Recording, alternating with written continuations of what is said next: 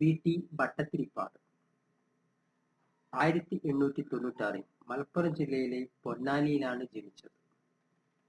നമ്പൂതിരി സമുദായാംഗമായി ജനിച്ച് ശ്രദ്ധേയമായ പ്രവർത്തനങ്ങൾ നടത്തിയ സാമൂഹ്യ പരിഷ്കർത്താവായിരുന്നു വി ടി ഭട്ടതിരിപ്പാട്.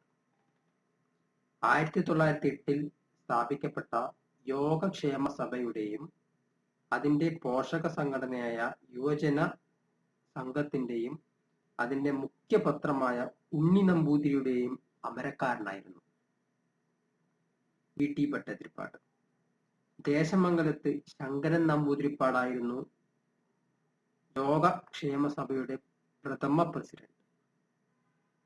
യോഗക്ഷേമ സഭയുടെ മുഖപത്രമായിരുന്നു മംഗളോദയം. നമ്പൂതിരിയെ മനുഷ്യനാക്കുക എന്നതായിരുന്നു യോഗക്ഷേമ സഭയുടെ മുദ്രാവാക്യം. യോഗക്ഷേമ സഭയിൽ ഉൽപ്പതിഷ്ണു വിഭാഗത്തിന്റെ നേതാവായിരുന്നു ഉൽപ്പത്തിഷ്ണു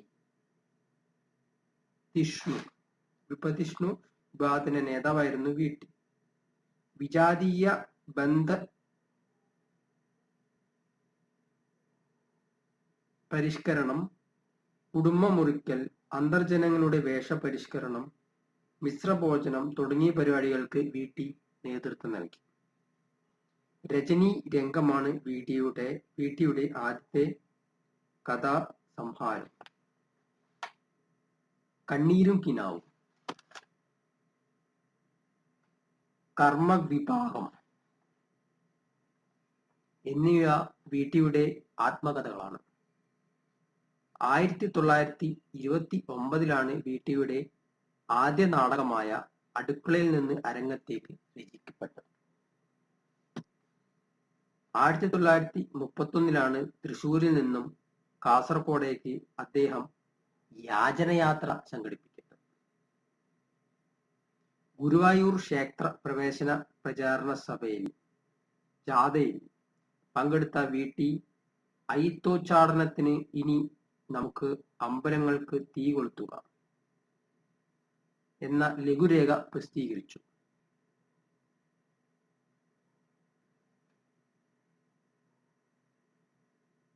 1937 വി ടിയുടെ നേതൃത്വത്തിൽ വിധവാ വിവാഹങ്ങൾ നടത്തപ്പെട്ടത്. 1921 ഒറ്റപ്പാലം കോൺഗ്രസ് സമ്മേളനത്തിലെ വളണ്ടിയറായും വി ടി പ്രവർത്തിച്ചിരുന്നു. 1921 അലഹബാദ് കോൺഗ്രസ് സമ്മേളനത്തിലും വി ടി പങ്കെടുത്തിരുന്നു. ചക്രവാളങ്ങൾ, പൊഴിഞ്ഞ പൂക്കൾ, വെടിവെട്ടം, സത്യമെന്നത് ഇവിടെ മനുഷ്യനാക്കുന്നു എന്നിവയും വി ടിയുടെ ശ്രദ്ധേയമായ രചനകളാണ്. 1982 വി ടി ഭട്ടതിരിപ്പാട് അന്തരിച്ചത്.